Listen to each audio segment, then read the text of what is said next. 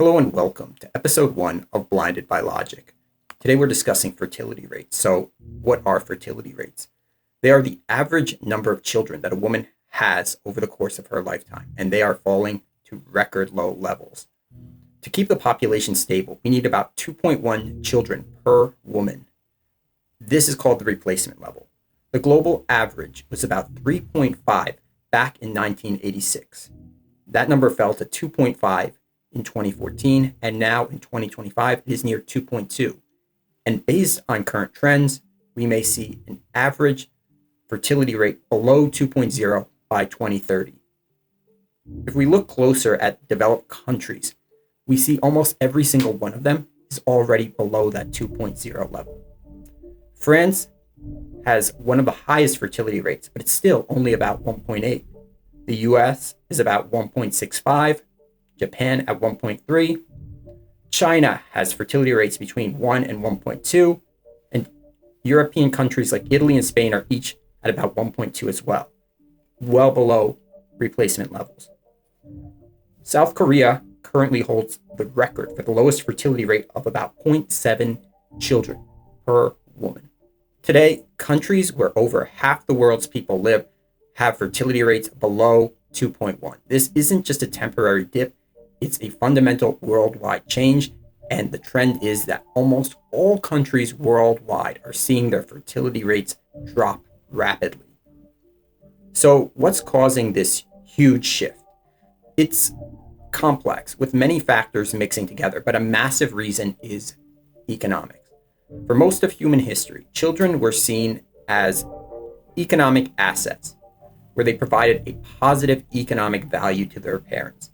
In modern societies, now children are increasingly regarded more as economic liabilities that carry negative value, making it harder to get by for families financially.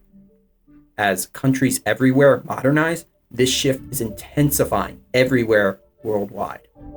To better explain this shift, let's rewind a bit to the US in the year 1800. The fertility rate then was incredibly high, over 7 children per woman. That's a lot. And it wasn't just because people didn't have anything better to do than making babies or they were bored. Society was mainly based back then on farming, where 80 to 90% of people were farmers. So having many children made perfect economic sense. The kids were assets. They provided free labor on family farms from a young age. And when factories arrived with industrialization, children could work there. Or you could send them to the coal mines, adding income to your family that way. You know, it's like, you are 7 years old now. Time to dig some coal. So again, there was a clear economic return. Also, there was no formal safety nets like Social Security back then in the 1800s. Social Security didn't happen until the 1930s.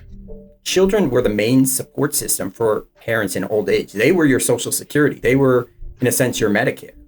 The family was the core economic unit. A larger family meant more stability and security, and this was the standard model in pre-industrialized societies everywhere. So what changed this pattern? The move away from high fertilities is tied to modern capitalism, industrialization, and the push for efficiency. Machines transformed farming with mechanization and factory work with automation. These changes were profound. U.S. farm employment went from over 90% of the population in 1790 to just 1.3% today. Yet, thanks to technology, farm output has soared. We produce so much food now that it's like many not only don't have to worry about going hungry, we now have an obesity epidemic. We also export 20% of all the food that we produce. But wait, there's more. Of all the food we produce, roughly 40% of it is thrown away. If fruits and vegetables aren't aesthetically pleasing enough, they get thrown away. So because of all this mechanization, fewer farmer workers were needed, and families no longer had to make children for the free labor that they would get.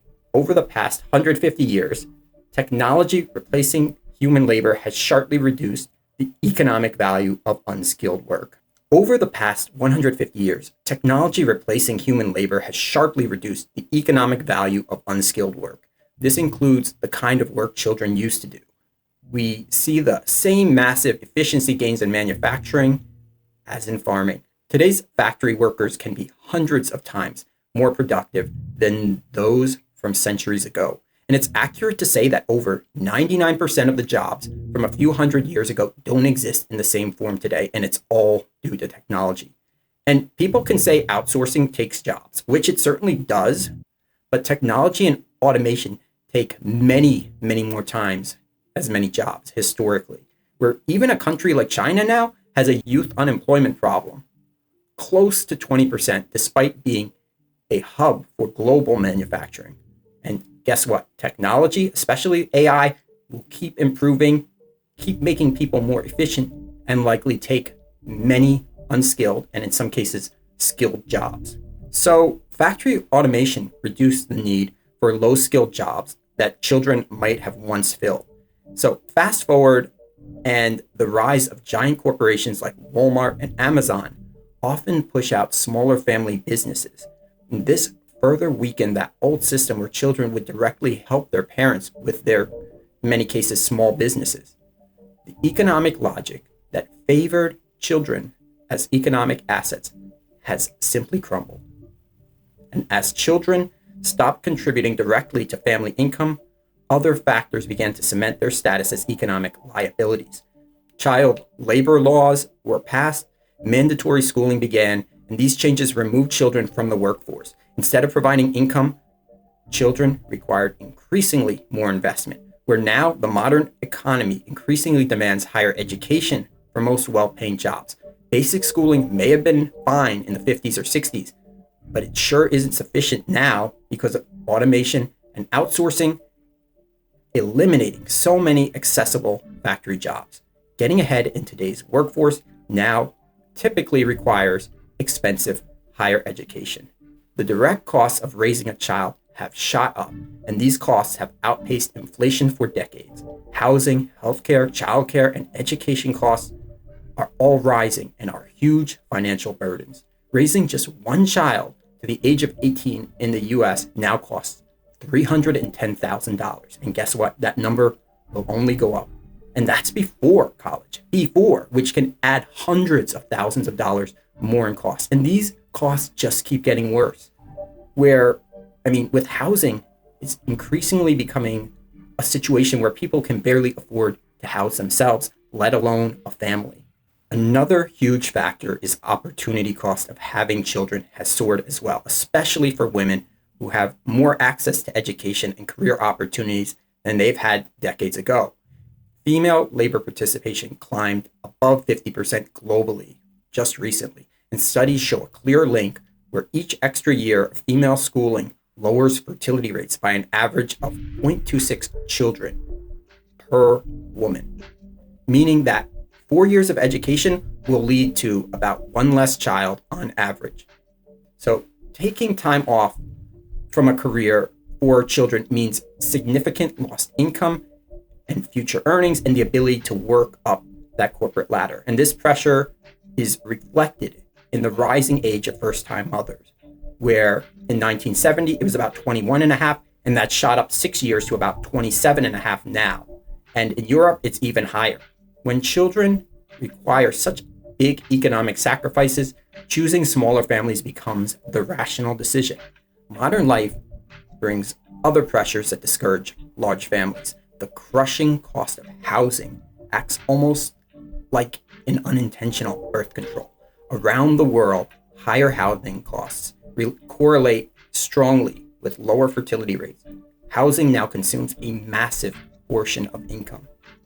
In the US, the ratio of home prices to median household income surged from around 3 to 4 historically to now over 7, and it's only trending upwards.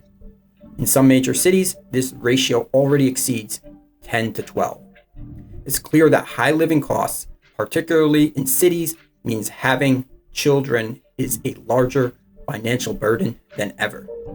Add on that across the US, nearly half of all renters are cost burdened, spending over 30% of their income on rent. About a quarter spend over 50%. And as housing costs rise, the financial room and physical space for children shrinks. Making matters worse, large institutional investors are buying up 20 to 30% of starter homes in high demand areas, especially in growing cities. And this drives prices even further up, making home ownership and raising a family more difficult. And the US, Europe, and East Asia all face major housing affordability issues. At the same time, inequality is growing. More people struggle to get by in less equal societies. In the US, productivity has seen massive gains for decades, but wages for the average worker have barely moved when adjusting for inflation since 1973. We're talking over 50 years here. And the real wage has basically not increased at all. And tax policies shifted burdens onto the middle class. The Reagan administration dramatically cut taxes for the rich from 70% in the early 1980s to 28%, while adding taxes onto the working class, like increased payroll taxes, which actually was done under both Reagan and Nixon. Deregulation and more wealth led to stock buybacks and massive job outsourcing, as well as investments in automation that continued to take away jobs for the working class. The result? The largest redistribution of wealth from the middle class to the wealthy in human history. Wealth tends to concentrate. The rich invest their money, often earning high returns, with the S&P 500 seeing about a 10% return on average. Meanwhile, the overall economy, the real GDP per capita, grows much slower, historically only about 1 to 3%. For the wealthy, this slice of a pie, for their slice of the pie to grow 10%, when the whole pie is only growing 3%, wealth, by definition, is being redistributed from the middle class and the working class to the wealthy. The way this happens is that the wealthy are buying appreciating financial assets that are tied to businesses which exchange the wealth of the working class for goods and services, as well as debt, housing, and about everything else. Those investments see the most returns, while the wealth of the working class is shrinking. So yes, these trends do create a record number of billionaires, but they also create a world that many see as increasingly unfair, a world that may not feel like the best environment to bring a child into. The changing economic landscape of stagnant wages for the working class meant that many women were forced to enter the workforce to support their families. Families often can't afford for one parent to stay home, even if they would have preferred it. If parents or relatives can't provide childcare, families face huge costs, where in the US, the cost of childcare can run $10,000 to $15,000 per year. Just absolutely unaffordable and out of the reach for many. For a growing number of people, the numbers simply don't add up. As economic inequality increases, affording children will likely become even harder for more people. Meanwhile, society itself is changing dramatically.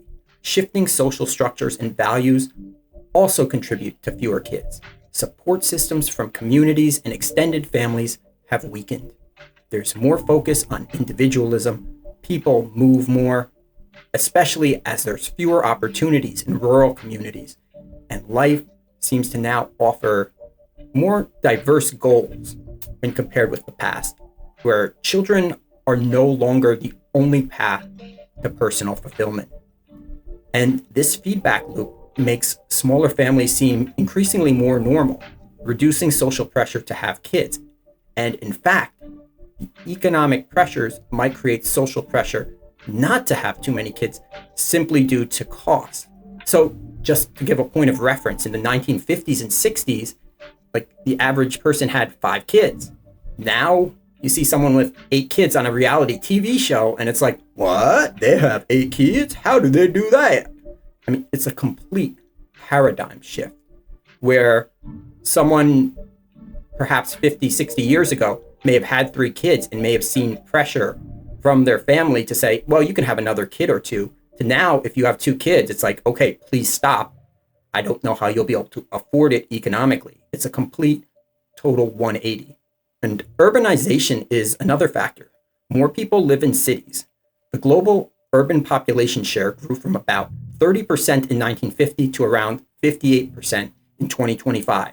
Projections suggest 65 to 75% of the population will live in cities by 2050.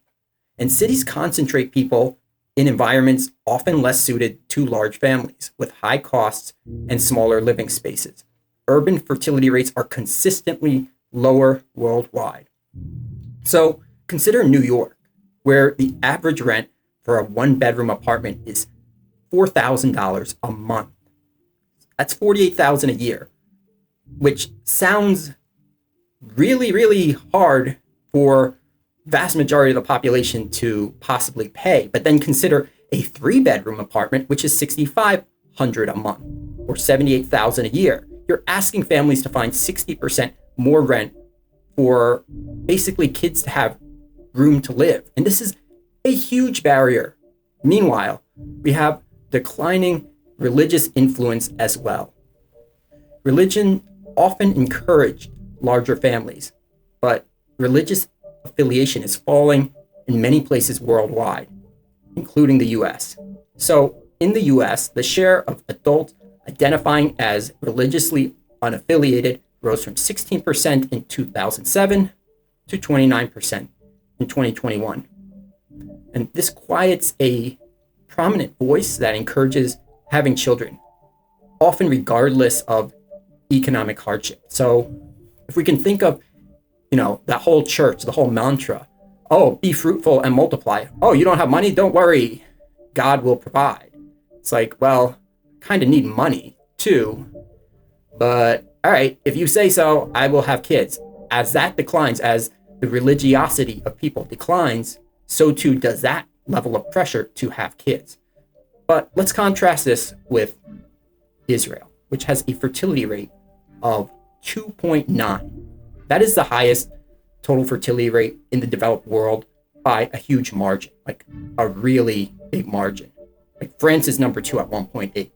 And this high rate is largely driven by the ultra-Orthodox population, where women have about 6.6 children on average. So while many developed nations become less religious and have fewer kids, fertility can remain very high among certain religious groups. So a growing gap in birth rates between the religious and non-religious seems certain, especially considering birth rates tend to be lower among individuals who are less religious. Meanwhile, shifting marriage patterns are another huge factor. People are marrying later. The US median age for marriage is now past 30 for men and about 28 for women. Some choose not to marry at all. Delaying or skipping marriage directly impacts fertility, as about 60% of births still occur within marriage. There's also a bit of a newer trend that has the potential to not only reduce current marriage rates, but to really significantly reduce them in the future. And that is political polarization. There's a growing ideological divide between young men and women. Data shows women from age 18 to 29 in Western countries identify as far more liberal than men by about 25 to 30 points. This political split seems to be worsening, while people are becoming more deeply rooted and polarized within their politics. And this division is often amplified by social media bubbles that makes forming relationships even harder. People often prefer partners with similar political views and hesitate to date across the divide. South Korea offers a stark example of this. Its extreme political and gender divide is linked to trends like the 4B movement, where some women reject marriage, dating, and childbirth. And this is a huge part of why South Korea has the lowest fertility rate in the world of about 0.7, and they have the lowest fertility rate by a very large margin. And it shows how political polarization can create barriers to partnership and family formation. And the reality is that South Korea's situation might be a warning, a bit of a harbinger to come for other polarized countries. So let's put it all together. We have rising political division, increasing inequality and economic hardship, rising house prices everywhere worldwide. We also have worries about climate change and how that will impact the future. And we have a media that will certainly try to drum up fear regarding the future. And these conditions create widespread uncertainty. Many people feel the world is unstable, and maybe the world is just getting outright worse. They might hesitate to bring children into such a world, especially seeing wealth flow upwards while the standard of living for the majority of people either stagnates or declines. When, it's like when billionaires complain about falling birth rates, it's like wolves complaining that the sheep aren't breeding enough. And the bottom line is, if societies don't feel stable, if people don't believe things will be better, fertility rates are going to keep falling. So this great baby bust isn't caused by one thing. It's the result of many overlapping factors reshaping our world. And at its core is a fundamental economic change where we have modernization, capitalism, and technology that turned children from economic assets into liabilities that people can't afford. This core shift is amplified by other powerful forces like contraception, women's empowerment, soaring direct costs, especially with housing, changing social values, urbanization, declining religion, new marriage patterns, and political polarization. All of these factors are at play and play a huge role as we see fertility rates continue to drop everywhere worldwide. So almost every country is seeing fertility rates fall. And though each nation's specific mix of reasons differ, the desire for children remains deeply human. It's something instinctive inside of us. But today's economic realities make having smaller families an understandable, rational response in modern society. And this global shift brings major challenges like aging populations, rising dependency ratios, strained social systems, shrinking workforces that will undoubtedly slow down economic growth. And yet, there may be a bit of upside as well, a bit of a silver lining.